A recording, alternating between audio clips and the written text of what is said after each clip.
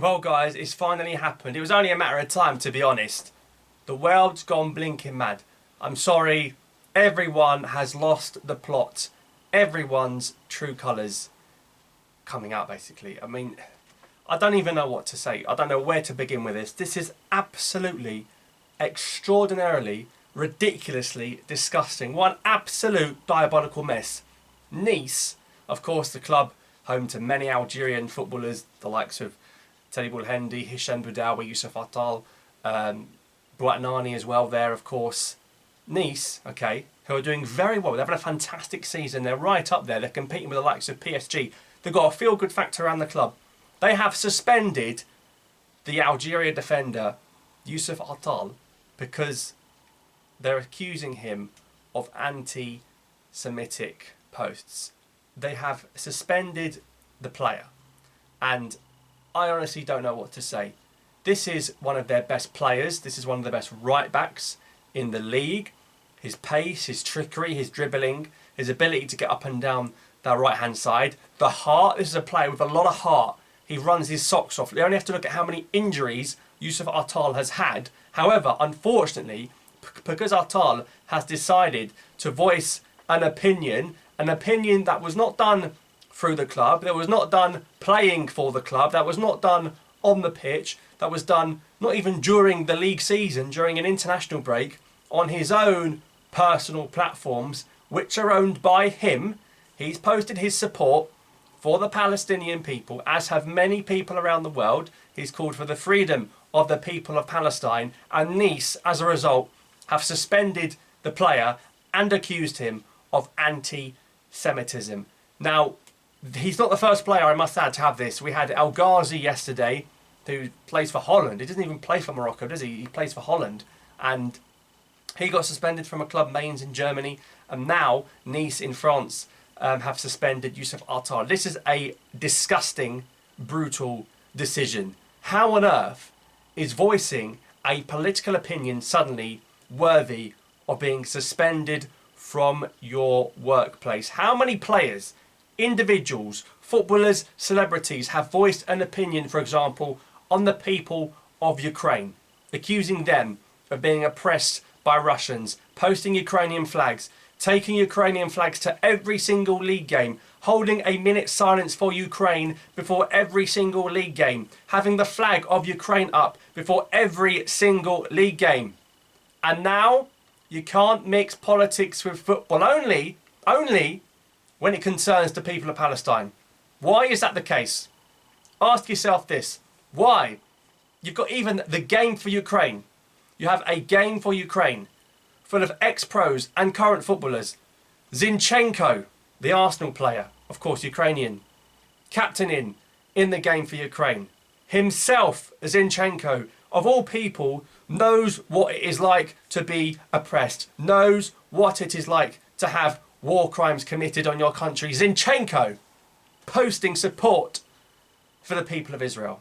Israel, the country that will continuously, as you are watching this, and I'm sure in future and in the past, continuously commit international war crimes on innocent, civilian Palestinian people. Not just people, children, mothers and babies.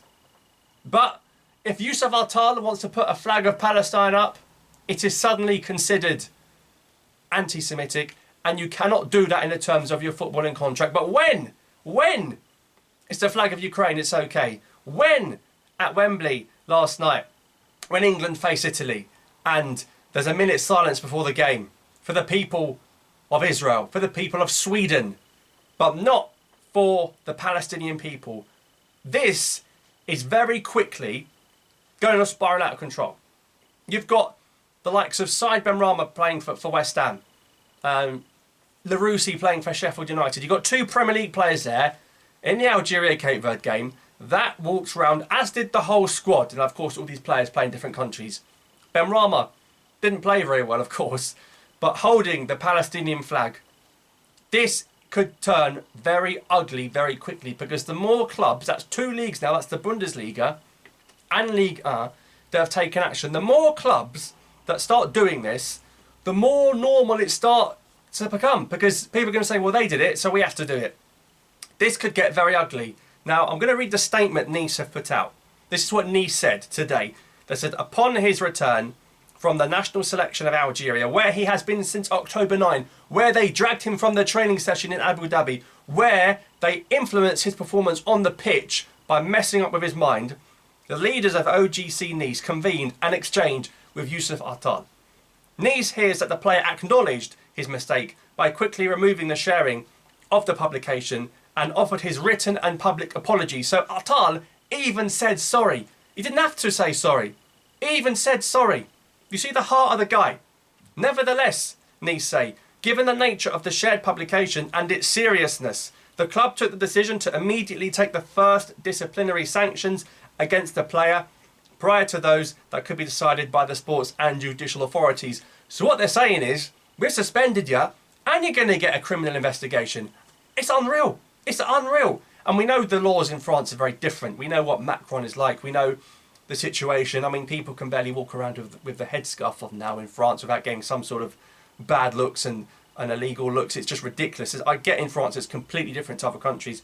As such, the club has decided to suspend Youcef Atal until further notice. We have an Africa Cup of Nations in less than 3 months, and our right back is not going to be playing football anytime soon. In the prime of his career, he's finally got back to full fitness after having mass injury problems. Now he will not be playing football. He will not be fit for the AFCON if this continues, okay?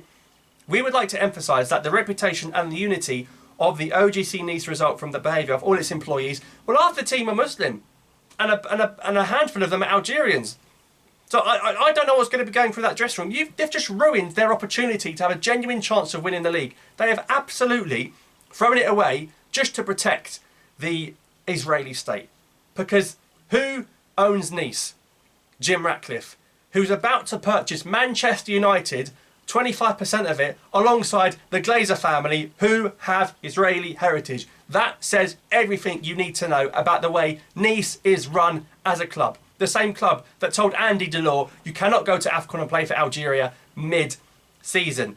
As in its message last Friday, OGC Nice recorded its firm commitment to peace prevail over any other consideration. Peace prevail! Nice, come on out for peace prevail. You just suspended a player who is showing support for innocent children dying on a daily basis from terrorist atrocities committed by the IDF. What is actually going on here?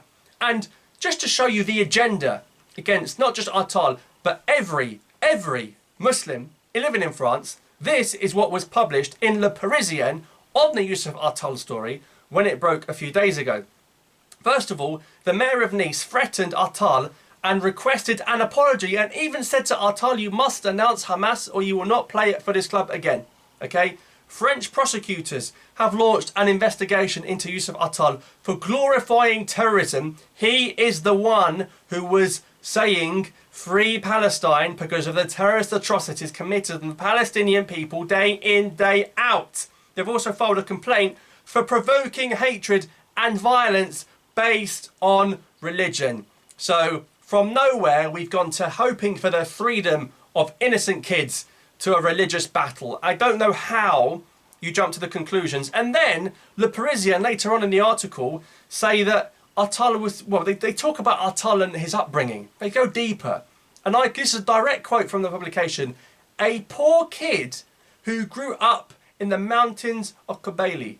What on earth? A poor kid who grew up in the mountains of Kabylie. By running among the goats, Atal developed his physical resistance. By running among the goats. Who is the real racist party in this situation? In Belgium, Atal did not know how to use his own bank card because he had never owned one. This is what's in the article published on Youcef Atal in Le Parisien. This is absolutely ridiculous. This has got to stop. Now, I know Algeria firmly stand with the Palestinian people, so much so that from next month, all of the Palestinian World Cup qualifying games will be happening in Algeria. Algeria will be the new home of Palestinian football right across the next 3 to 4 years. Palestine, Australia will be in Algiers next month. That's going to be a full sellout, full commitment and full solidarity with the Palestinian people. Now let's look at the other side. Let's look at Spurs. Let's look at a Spurs player, Manor Solomon. Of course, Israeli international. Now, there's always two sides to every story. Here is what Solomon said on his story. Exactly the same as what Atal did. Now, the most recent atrocity in Palestine was the bombing of a hospital in Gaza. It killed over 500 people. This is where people are meant to be going for safety and to improve their health condition, and it got blown up. Manor Solomon said on his story, killing their own people and blaming Israel. So you have a Premier League player far more prominent at a club like Tottenham than the likes of Nice or Mainz with respect to those teams. You have the Spurs right winger saying that a country would blow up its own people.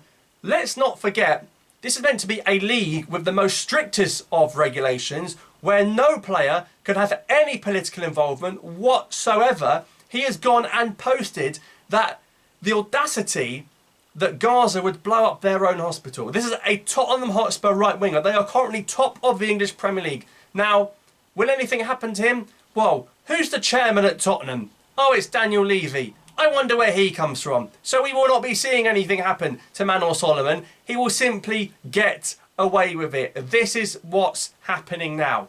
There are two sides to every story, but only one side is being bloody told day in, day out. So do not fall, if you live in the Western world, for mediocre, biased propaganda, because trust me, the Palestinian people, they will get their freedom one day. So if you stand with Youcef Atal, please drop a like on this video. If you stand with Youcef Atal. Thanks for watching, and please share this as much as you can, because I think it's ridiculous what's happened to Atal, and he is one of the most big-hearted players you'll ever meet. I'll see you on the next one.